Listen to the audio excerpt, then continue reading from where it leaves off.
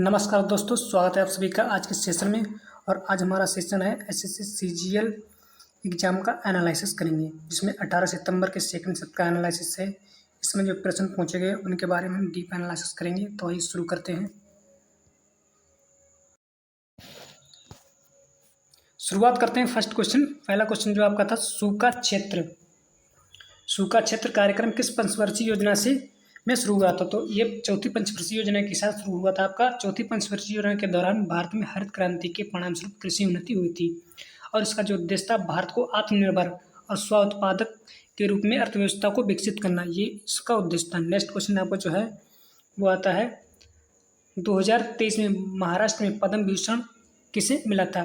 तो 2023 में आपको पद्म भूषण मिला था तो डॉक्टर जाकिर हुसैन को मिला था, और ये सुधा मूर्ति व्यक्ति को 25 जनवरी 2023 को उनकी घोषणा की गई थी। नेक्स्ट आपका जो क्वेश्चन, नेफ्रॉन किसकी इकाई है? तो नेफ्रॉन आपके गुर्दे की इकाई होती है। नेफ्रॉन वृक्क के बीच की बुनियादी संरचनात्मक और कार्यात्मक इकाई है। गुर्दे की सबसे छोटी इकाई जो है कार्यात्मक इकाई वो नेफ्रॉन ही कहलाती है। नेक्स्ट क्वेश्चन जो आपके देखते हैं अगले, और इसके बारे में मेन इंपॉर्टेंट बातें देखते हैं। गुर्दे की सबसे छोटी जो कार्यात्मक इकाई है वो नेफ्रॉन ही है। नेफ्रोनोलॉजी में वृक्क के अध्ययन से संबंधित जानकारी दी जाती है, और मानव में उत्सर्जन की जो इकाई है वो नेफ्रॉन ही है। नेक्स्ट आपका जो क्वेश्चन आया था, महामारी रोग संशोधन विधेयक 2020 किसकी जगह आया था? तो महामारी रोग संशोधन विधेयक जो था वो किसकी जगह आया था? तो आपके महामारी रोग अधिनियम 1857 की जगह पर आया था। और महामारी रोग संशोधन विधेयक 2020 को 14 सितंबर 2020 को राज्यसभा में पेश किया गया था। यह महामारी रोग अधिनियम 1897 में संशोधन करा गया था। अधिनियम में खतरनाक महामारी रोग के प्रयास को रोकने की थाम की व्यवस्था की गई थी। नेक्स्ट आपका जो क्वेश्चन आया था वो था काली माता के मंदिर में था, कौन था, कहाँ स्थित था? ठीक है, इस तरह से क्वेश्चन पूछा गया था। तो काली माता के मंदिर के हिसाब से कालिका माँ मंदिर चित्तौड़गढ़ किले में स्थित है, ये इसकी जगह पूछी गई थी। ठीक है, तो कोलकाता के दक्षिणेश्वर मंदिर की पीठासन देवी भगवतारिणी काली देवी हैं, अवतारिणी काली हैं। ओके, अगले देखते हैं, ठुमरी गायिका गिरिजा देवी किस राज्य से संबंधित थी? ठीक है, तो ठुमरी गायिका के बारे में पूछा गया था। ठुमरी गायिका आपकी किससे संबंधित थी? तो ये आपके बनारस घराने की हैं, और यह इनका जन्म जो था 8 मई 1929 को वाराणसी में हुआ था। और गिरिजा देवी सोनिया और बनारस घराने से हैं। उन्होंने ठुमरी की रानी भी कहा जाता है। ओके, तो गिरिजा देवी किस राज्य से हैं? वाराणसी से हैं। ओके, और संबंध कहाँ से रखती हैं? बनारस घराने से। नेक्स्ट आपका जो क्वेश्चन था वो लोकनायक के नाम से जाना जाता है। लोकनायक के नाम से किसे जाना जाता है? इस तरह से था। तो आपके जयप्रकाश नारायण को लोकनायक के नाम से जाना था।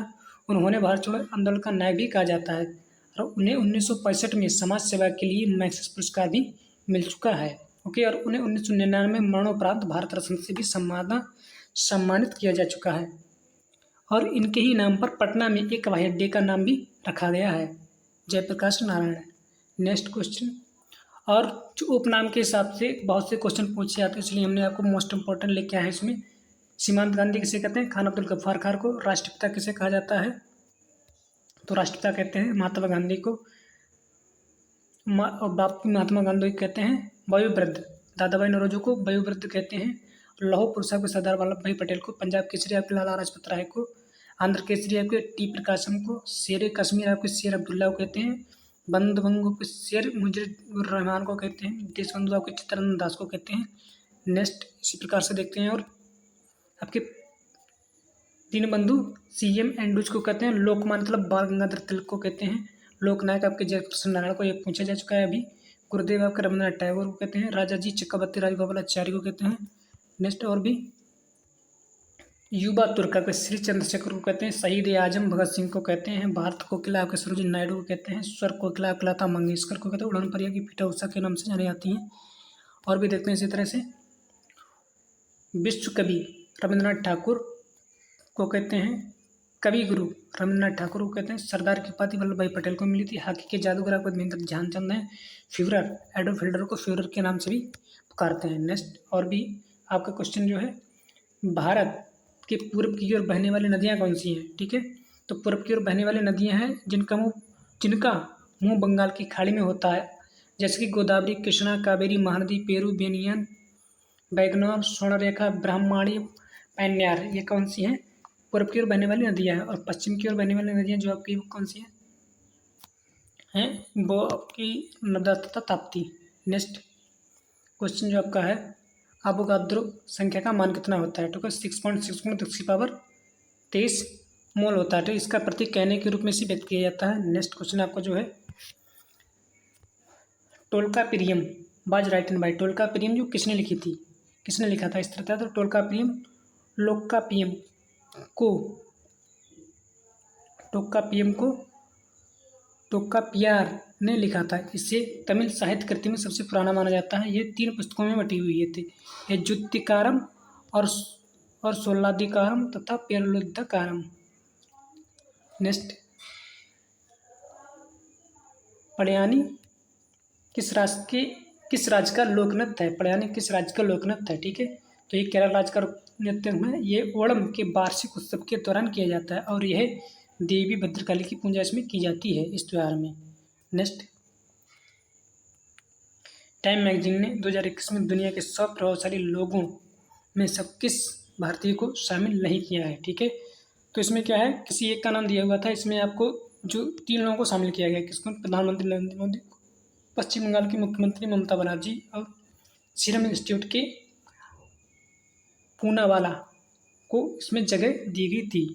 ओके, जिसमें आपको इसमें देखना था कि इन तीनों में से किसी एक का, इन तीनों का नाम था, किसी एक का नाम नहीं था, उसी का आपको चुनना था। नेक्स्ट चला देखते हैं, वर्ष 2023 में महाराष्ट्र के पद्म भूषण पुरस्कार से सम्मानित किसको किया गया था, ओके, 2023 में। तो साल 2023 में तबला वादक जाकिर हुसैन को पद्म भूषण पुरस्कार से सम्मानित किया गया था, इसमें दिया गया था। और इसके अलावा महाराष्ट्र के सुमन कल्याणपुरी को भी पद्मश्री पुरस्कार से सम्मानित किया जा चुका है। ओके, और इसके साथ साथ और महत्वपूर्ण जानकारी जो है, वह साल 2023 में 106 लोगों को पद्म पुरस्कार से सम्मानित किया जा चुका है और 91 पद्मश्री पुरस्कार और 6 पद्म भूषण पुरस्कार तथा 6 पद्म विभूषण पुरस्कार। इसमें हमने पद्म भूषण पुरस्कार के नामों के क्षेत्र के बारे में दिया गया है, जिसमें कि श्री बालकृष्ण दोषी को अन्य तथा वास्तुकला क्षेत्र में को पुरस्कार मिल चुका है, जाकिर हुसैन को आपके कला के क्षेत्र में मिल चुका है पद्म विभूषण, और SS कृष्णा को सार्वजनिक क्षेत्रों के मामले में मिल चुका है। नेक्स्ट 3 नाम और दिए हैं, श्री दिलीप महालिंग बोस को मरणोपरांत चिकित्सा के क्षेत्र में पुरस्कार मिल चुका है और श्रीनिवास वर्धन को विज्ञान और इंजीनियरिंग के क्षेत्र में पुरस्कार मिल चुका है। सिमरन सिंह यादव को मरणोपरांत भी सार्वजनिक मामलों के क्षेत्र में भी पुरस्कार मिल चुका है।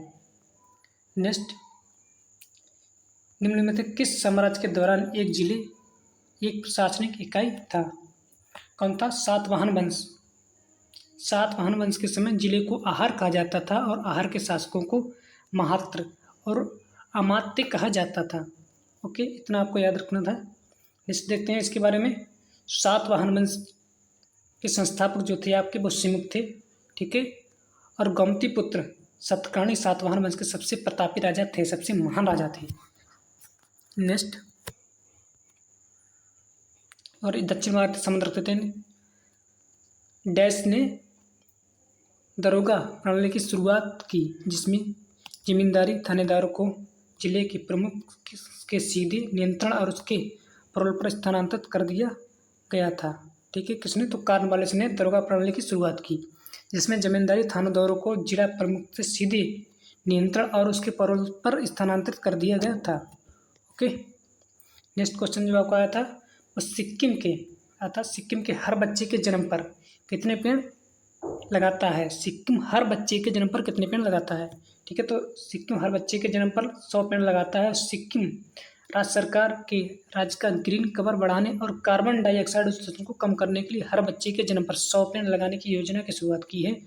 प्रकृति और इंसानी के बीच एक फिर से दोहरा रिश्ता बनाने के लिए सिक्किम में अनोखी पहल की शुरुआत की गई है।